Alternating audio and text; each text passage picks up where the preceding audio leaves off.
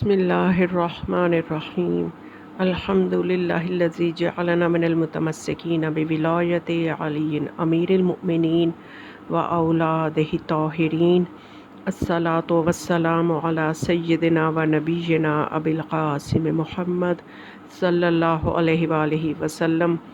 ایک سوال جو بہت اہم بھی ہے اور بہت زیادہ پوچھا گیا، تو اس کے لیے بھی میں نے ضروری سمجھا کہ یہ ایک اہم پیغام ہے، سب تک یہ معلومات پہنچ جائیں، کیونکہ یہ ایک بہت ہی اہم مسئلہ ہے اور نماز سے متعلق ہے، اور نماز کے لیے چونکہ طہارت کا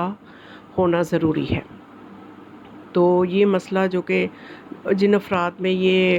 بیماری، یہ معذوری ہے کہ وہ دائم الوضو نہیں رہ سکتے، ہمیشہ ان کا وضو قائم نہیں رہتا، بلکہ وہ مثانے کی کمزوری کی وجہ سے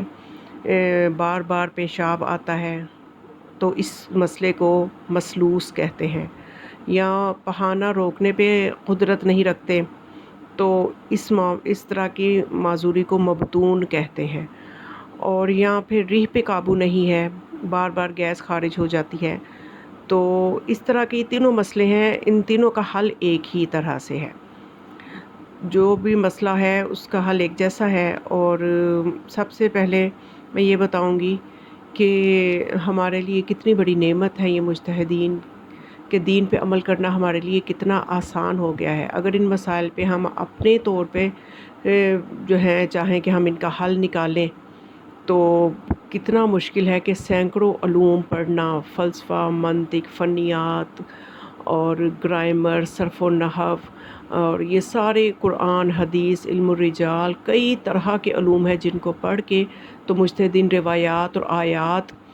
کی روشنی میں ہمارے لیے مسائل کا حل نکال کے پیش کرتے ہیں۔ تو اگر انسان خود سے کرنے لگے تو اس کے لیے ناممکن ہے کہ وہ یہ کر سکے۔ یہ خدا کی طرف سے خدا داد صلاحیت ہوتی ہے جو بعض لوگوں کو عطا ہوتی ہے کہ وہ دین میں سوجھ بوجھ جو ہے وہ پیدا کرتے ہیں اور دوسروں کے لیے آسانیاں کرتے ہیں۔ تو دوسری بات یہ ہے کہ ان مسائل کا حل مجتہدین ہمارے سامنے رکھتے ہیں، اور پھر ہمارے کندھوں سے بوجھ بھی اتر جاتا ہے کہ جو بھی حل انہوں نے تلاش کیا ہمارے لیے صرف اس پہ عمل کرنا لازم ہے۔ وہ حل انہوں نے کیسا تھا، شرعاً جو تھا اس کا حل جو بھی تھا، وہ ان کی اور امام زمان علیہ السلام کے درمیان کا معاملہ ہے۔ ہم سے نہیں پوچھا جائے گا کہ ہم نے اس مسئلے پہ اس طرح سے عمل کیوں کیا، ہم سے البتہ یہ ضرور پوچھا جائے گا کہ ایک تیار شدہ حل ہمارے سامنے موجود تھے، ہم نے ان کو چھوڑ کے اپنی 1.5 انچ کی مسجد بنا کے تو دین کے مسئلوں کے حل نکال کے عمل کرتے رہے، تو ایسا کیوں کرتے رہے؟ کیونکہ یہ فقہا ہیں کہ جن کے بارے میں معصوم فرماتے ہیں کہ ان کی باتوں کو رد کرنا ایسے ہے کہ جیسے ہماری باتوں کو رد کرنا۔ تو ہمارے لیے بس ذمہ داری یہی ہے کہ ہم ان کے بتائے ہوئے فتووں کے مطابق اپنی عبادات کو بجا لائیں، تو ہمارے لیے یہی قابل قبول ہوگا۔ تو اب یہ جو مسئلہ ہے چونکہ بہت سنگین ہے، طہارت کے مسائل، جب تک طہارت درست نہ ہو تو عبادات درست نہیں ہو سکتی۔ تو بہت سی خواتین کی طرف سے یہ مسئلہ پوچھا گیا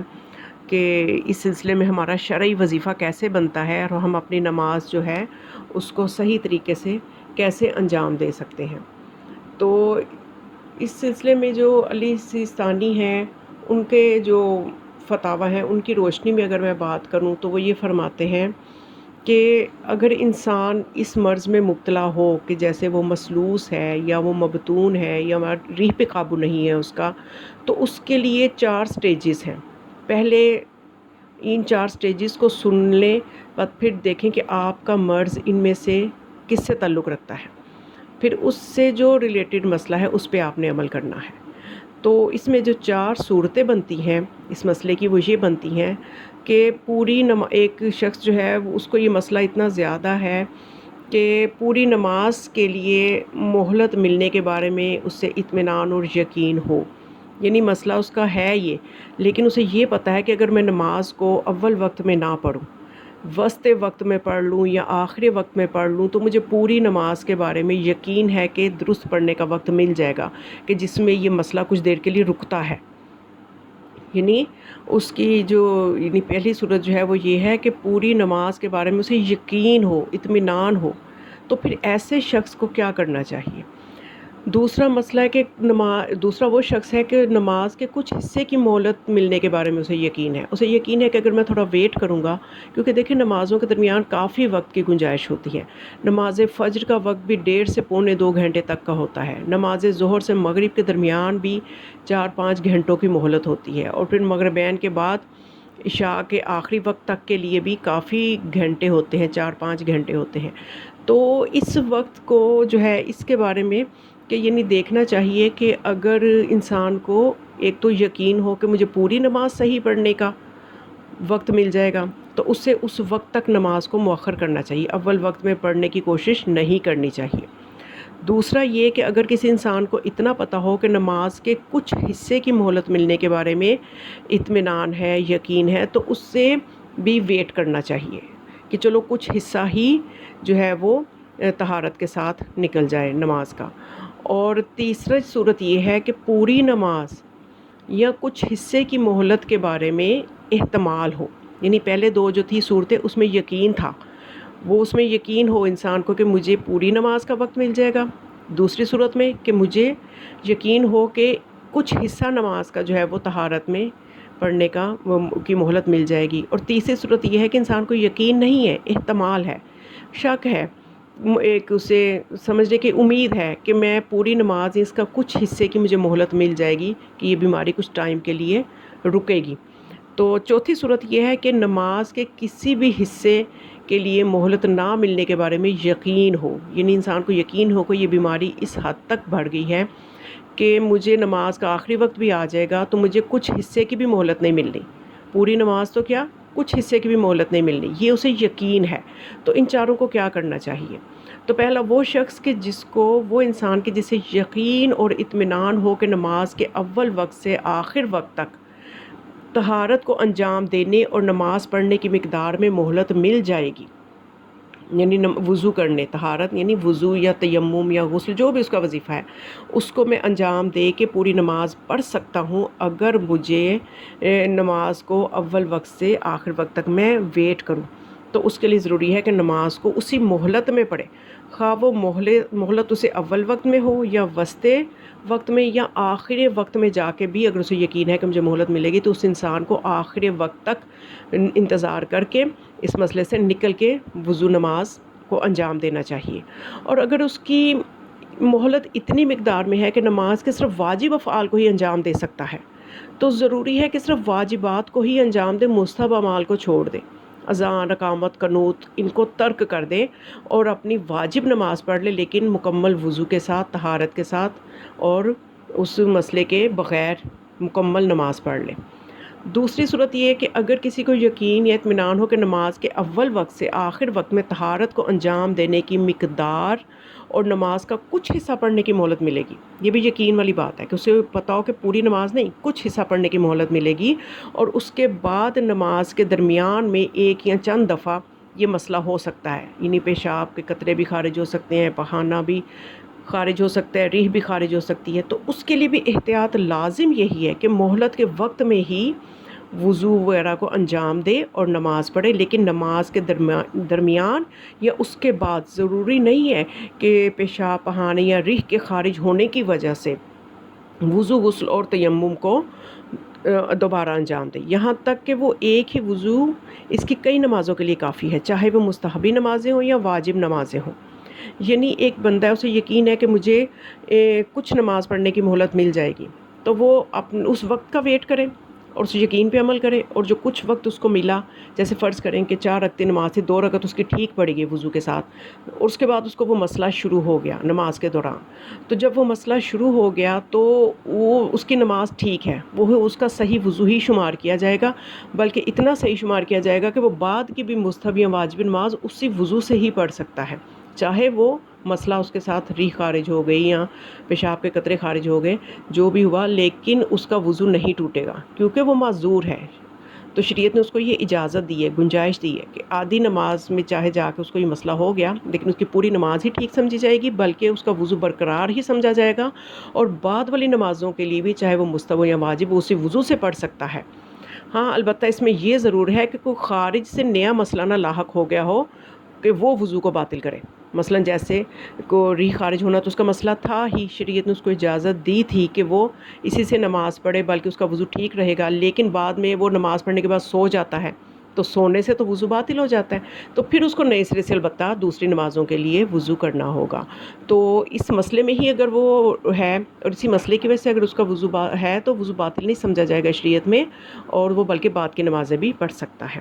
تیسری صورت تھی کہ اگر کسی شخص کو احتمال ہے، یقین نہیں ہے، اس کو ایک شک ہے کہ ممکن ہے کہ مجھے اتنا وقت مل جائے کہ نماز کے اول وقت سے آخر وقت تک طہارت کو انجام دینے کے بعد پوری نماز کا یا نماز کے کچھ حصے کی مجھے مہلت مل جائے، تو یہ احتمال والے شخص کے لیے جو ہے لازم نہیں ہے،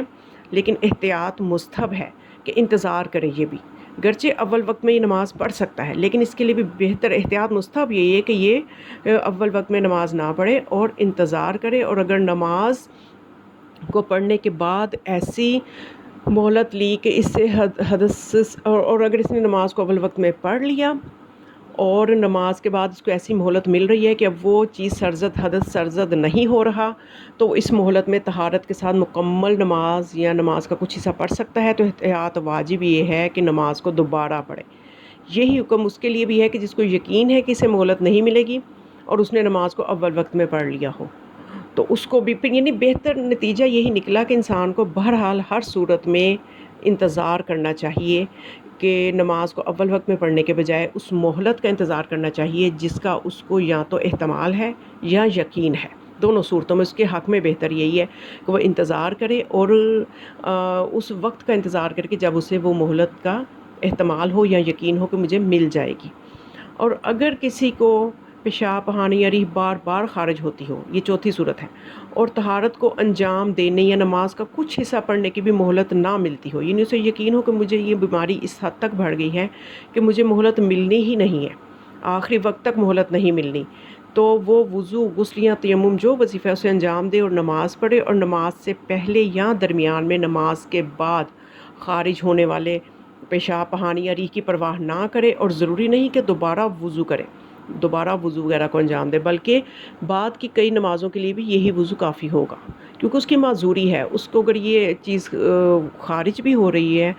پیشاب پہانا ریح خارج بھی ہیں، تو پھر بھی اس کے لیے وہ وضو ٹھیک رہے گا، کیونکہ اس کی مجبوری ہے اور وہ اس پہ قدرت نہیں رکھتا۔ تو اس کو جب یہ یقین ہے کہ مجھے مہلت ملنی ہی نہیں، تو یہ وضو ہی اس کا ٹھیک سمجھا جائے گا۔ اس سے وہ عام آدمی جیسے ایک وضو سے کئی نمازیں پڑھ لیتا ہے، وہ بھی کئی نمازیں پڑھ لے گا۔ ہاں البتہ خارج سے کوئی کام نہ کیا ہو، جیسے کہ میں نے پہلے بھی کہا کہ سو گیا اگر، تو یہ تو ایک الگ مسئلہ ہے نا، پھر وہ سونا اس کے وضو کو باطل کرے گا، وگرنہ یہ مسئلہ ریح کا خارج ہونا وغیرہ اس کے وضو کو باطل نہیں کریں گے۔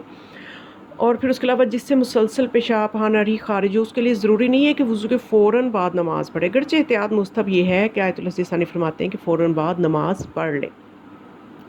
اور جس سے یہ چیزیں پیشاب پہانا ریح خارج ہو، تو وضو کے بعد جو اس کا وظیفہ تھا اس نے اس طرح سے وضو کر لیا، اب یہ اس کا نارمل وضو ہی شمار ہوگا، تو وہ نہ صرف نماز بلکہ قرآن کے الفاظ کو چھونا بھی اس کے لیے جائز ہے۔